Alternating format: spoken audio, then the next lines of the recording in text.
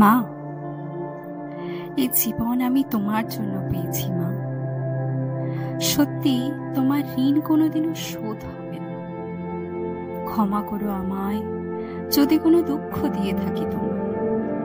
আমাদের সবার কাছে মা শব্দটির গুরুত্ব অপরিসীম। বুকের এক অনন্ত জায়গা জুড়ে মায়ের সাথে সে ছোট্টবেলার স্মৃতিগুলি উকি দেয়। মনে হয় আবার যদি ফিরে পেতাম সেই ছোটবেলা, বন্ধুদের সাথেও কানামাছি খেলা, পড়া চুরি করে খেলতে গিয়ে মায়ের কাছে ধরা পড়া। আর সব থেকে বেশি মিস করি মায়ের হাতে রান্নাটা। সেই স্বাদের কোনো তুলনা হয় না। মা, কত জীবন যুদ্ধে লড়াই লড়ে আগলে রেখেছিলে আমায়। সত্যি বলছি মা, খুব মনে পড়ে তোমায়। মা হলো আমাদের জীবনের প্রথম শিক্ষক, প্রথম পথ প্রদর্শক। সেই ছোটবেলায় হাতে খড়ি দিয়ে জুতো সেলাই থেকে চণ্ডীপাঠ সবটাই সামলেছে এক হাতে। আত্মত্যাগের মালা গেঁথে তিল তিল করে বড় করেছ আমায়। মা, আমি খুব ভালোবাসি তোমায়।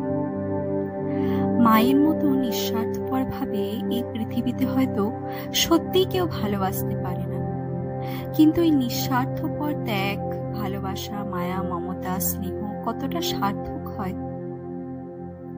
সত্যি কি সেই মা তার মূল্য পায়? যদি সত্যি পেত, হয়তো রাস্তায়, ট্রেনে, গ্রামে, বাসে রোজ সেই অভাগা মাকে দুমুঠো অন্নের জন্য ভিক্ষে করতে হতো না। আসলে কি জানেন, বিষয়টা শিক্ষিত বা অশিক্ষিতের নয়, হায়ার এডুকেটেড মডার্ন সোসাইটি অথবা নিউক্লিয়ার ফ্যামিলির কনসেপ্ট নয়, জানেন তো। আসলে বিষয়টা হলো যে আপনি একজন প্রকৃত মানুষ হিসেবে কতটা বিবেকশীল, কতটা দায়িত্বশীল। সেই মতিভ্রষ্ট, বিবেকহীন, দায়িত্ব কর্তব্যহীন সমাজের কাছে একটা প্রশ্ন রেখে যাচ্ছি।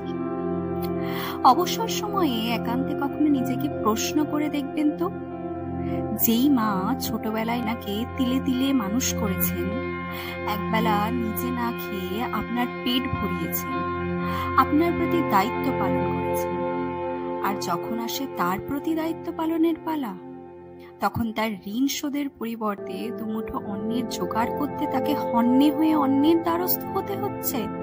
কি করে পারেন বলুন তো? যাকগে, আমি তো পারিনি, কিন্তু সবশেষে তাও বলে যাচ্ছি, মা, যেদিন আমি দায়িত্ব নিতে অস্বীকার করব তোমার, হে ঈশ্বর, সেদিন জানি মৃত্যু হয় আমার।